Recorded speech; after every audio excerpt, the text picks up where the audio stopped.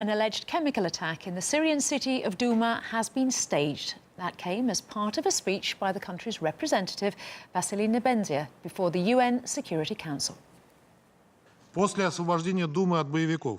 the liberation of Douma from rebel fighters, Russian specialists were sent there, specialists in radiological, chemical, and biological protection, to collect evidence and information. They took soil samples which show the lack of nerve agent and chlorine-containing substances. In interviews, not a single local resident confirmed the chemical attack having taken place. Bodies of people killed by chemical agents have not been found, and medical personnel and residents have no information about their potential burial areas. Therefore, the use of sarin and chlorine has not been confirmed. And RT's Caleb Morpin has the details of the meeting. As the 15-member body convened and we had a meeting of the UN Security Council, we heard first from the representative of the Russian Federation. Now, when Nebenzia spoke, he just kind of broke down how the facts just aren't there about this alleged chemical attack in Douma. He talked about how traces of the chemical, they just didn't seem to be there. Furthermore, they could not find a single civilian eyewitness to confirm that the attack happened. They could not find victims in nearby hospitals or any graves or sites of bodies. It just didn't add up. Now, from there, he went on to talk about the fact that anti-government fighters, terrorist groups like al-Nusra and others, there have been occasions in which territory has been liberated from them, and it's been discovered that they are stockpiling chemical weapons and that they have in the past used chemical weapons against the positions of the Syrian government. You heard the warnings, but you consciously ignored them because they didn't correspond to the doctrinal arrangements of those who sleep and dream about the liquidation of the official government in one more Arab country. Now, the Russian representative said that Russia would favor the creation of a new independent body to investigate allegations about chemical weapons and their use in Syria. Now, the United Kingdom spoke up in agreement with Russia's call, and furthermore, when the Syrian Arab Republic took the floor, they also spoke up and said that they would favor the creation of an independent body to investigate the use of chemical weapons in Syria. From there, we heard from Nikki Haley, the representative of the United States. She went on to blame the Syrian government for the attack, despite the fact that very little investigation has taken place. She blamed the Syrian government for the attack, and from there she said that the United States intends to respond to this alleged chemical attack, regardless of whether the UN Security Council approves of that or not. She says that the USA intends to take action. Now, her remarks come after Donald Trump said the USA was in the process of making some big decisions regarding the chemical attack in Douma. This is Donald Trump speaking prior to the UN Security Council meeting. We are studying that situation extremely closely. We are meeting with our military and everybody else, and we'll be making some major decisions over the next 24 to 48 hours. U.S. military action, is it off the table as of... Nothing's off the table. Nothing's off the table. Now, Nebenzia pointed out that when Donald Trump said that nothing was off the table in regards to Syria and action that he might take, these words sound very dangerous. The implications of possible aggressive action from the United States in Syria could be very severe, and that the whole world should be deeply concerned about this kind of rhetoric and this kind of language coming from the Commander-in-Chief of the United States.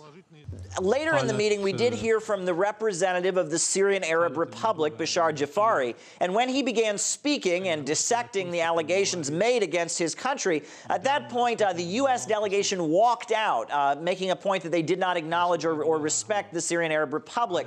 At this point, many countries are concerned about the possible implications of this situation. So people are worried about the international implications of what could happen as a result of these allegations, and there's clear differences in the UN Security Council about how these allegations should be treated and responded to. It was a very, very tense meeting with a clear level of difference between different countries represented on the Council. Well, let's discuss those allegations and the implications further with US Army retired General Paul Vallely. Paul, thank you very much indeed for joining us. As I say, lots to analyse here. Let's look with Russia. Their UN ambassador there says no bodies, no trace of chemical weapons, no witnesses found. If the US is sure the attack happened, won't they want to investigate? Well, I think it's clear it either happened or it did not happen. And if it happened, there has to be proof that it did. And the idea of an investigation team going in, complemented by Russian investigators, several distinguished members, not politicians, of the international community, to be chosen to go in and validate one way or the other. They ought to easily validate the videos that were shown and the date. That can all be done by a technological, what we call a high-tech analysis of that. And so, again, it's either true or it's not true, but someone needs to get to the bottom of it, because the Syrian government, of course, is being blamed for it.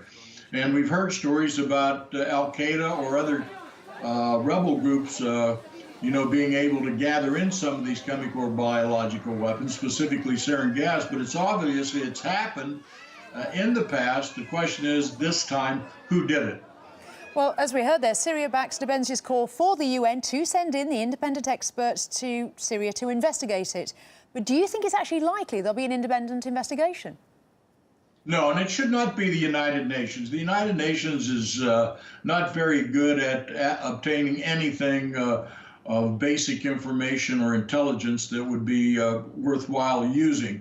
It should be an independent group of selected, perhaps members out of the Arab League, perhaps a member from the United States, from Russia, perhaps one or two European countries, but it should be, I would at least 7 people that are designated to go in there that are not part of the United Nations, not politicians, that can come back and give a rather quick reply and analysis of what actually happened this past week.